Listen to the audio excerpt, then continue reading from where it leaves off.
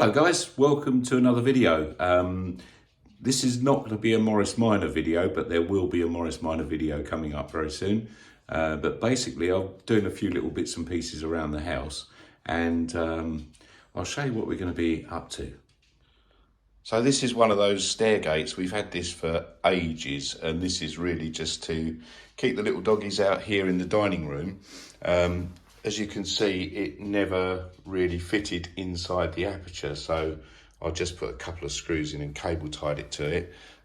It was only ever intended just to keep the dogs here. As you can see, look, little Lola's staying with us at the moment. My daughter's dog's with us as well, just for a few days. They're away. All right, Lola, good girl, good girl. I think Coco and Darcy are just over here. Yeah, there they are.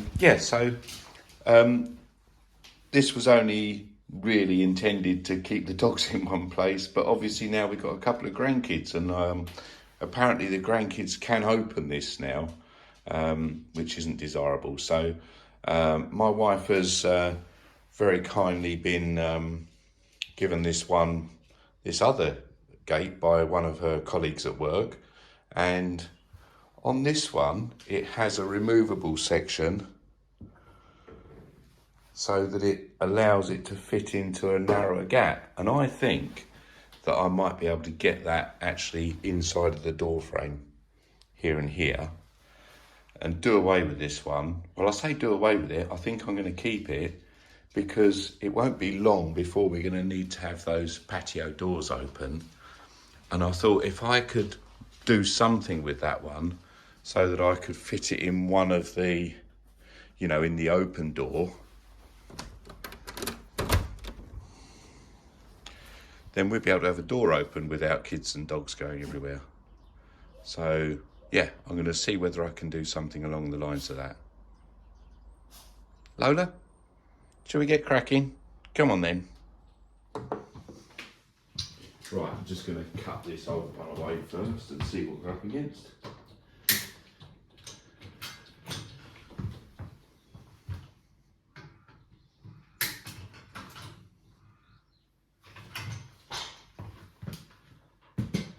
If I can use this one over there, I might give it a little bit of a paint up as well. I'm probably going to need to fabricate some sort of mountings to fix it over there, but we'll have a look and see what can be done. They said it was going to be dry today, but it's a bit drizzly out there at the moment, so the plan is later, hopefully to get the Morris Minor out of the garage. Oh, head screwed off, come off of that. I'll have to get some pliers.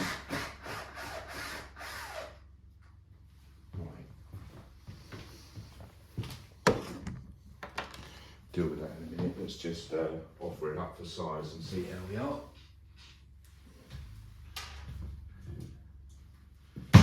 Bag fixed inside.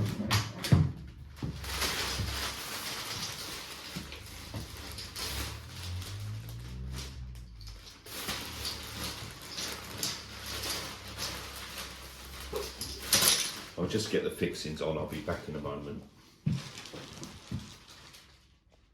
Okay, so we've got a slight problem. There are, I think, one, possibly two pieces missing. So in the end of here, you can't see it at the moment, but there's a plastic threaded collar that fits inside this part, which is here, so that's good.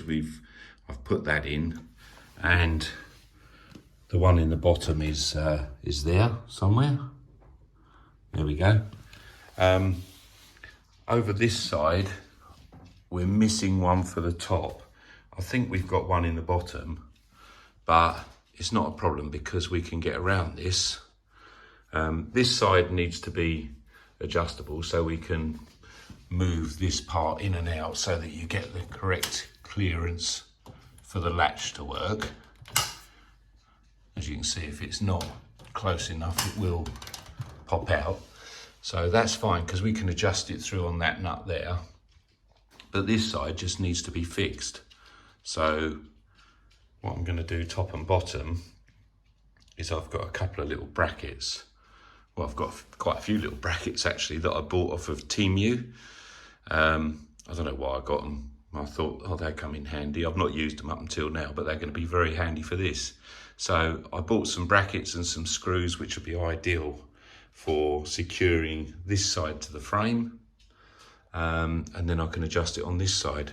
So I'm only really going to need to use one of these over here at the bottom and one of these cups, which actually screws to these cups screw to the frame, and then the cap sort of fits inside it, and then you adjust it up.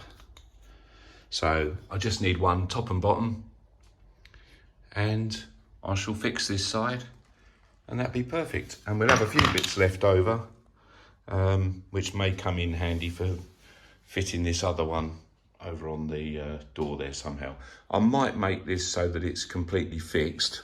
So I might screw this out and screw this together and just make the gate so that I lift it in and out, because it's all a bit, I mean, it's a bit broken and knackered really. It was only ever really to keep the dogs in, but the grandkids have learned how to undo it. So we will have a look and see what we've got left and see what we can fabricate over there so we can have the door open with the kids and the dogs inside. Tell you what, I'm so pleased I had to tidy up in the garage. I went straight to what I needed. So these are the little brackets. They're quite small, but that'd be ideal for this, I reckon. And I need a couple of screws to go through the cups into the door frame. So picked up a couple of little wood screws. And these are my little self-tappers. These are self-starting self-tappers. These are the screws I bought off a Temu. These are going to be coming in very handy for work on the Morris Minor shortly, but yeah, so I can screw these little brackets to the gate using these screws and a couple through onto the I've just realised I need another couple of these screws. I'll go and get a couple. So these are going to go for the cups, and two of these screws going through into the gate, and then I'm going to need another couple of screws going from the bracket into the door frame. So I'll go and get those and we get it all fitted up. There we go, it's in. I've marked the paint a bit just there, but it's got a little bracket this side. I will take this screw out and clean up this paint and just dab it in again. And we've got a little bracket down the bottom there, and it is solid. So that's that little job done. I'll have a tidy up, keep those few little bits and bobs, and see whether we can utilise them on the other gate. Yeah, look, Lola's just testing it out. Whether we can utilise them on the other gate, and there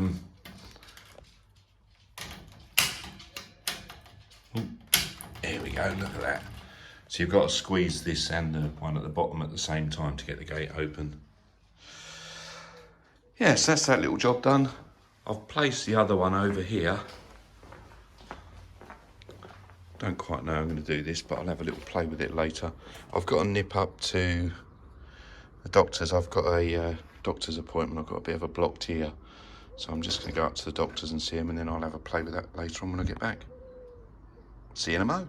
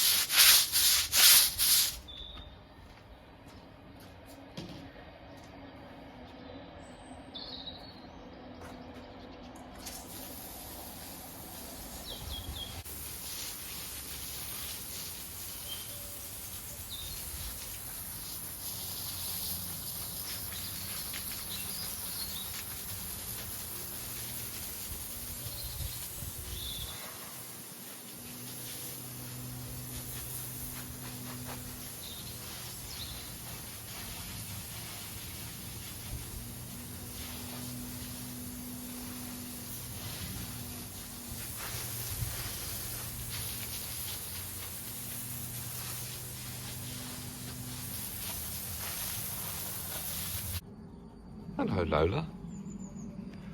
So, what I'm thinking is, I might see if I can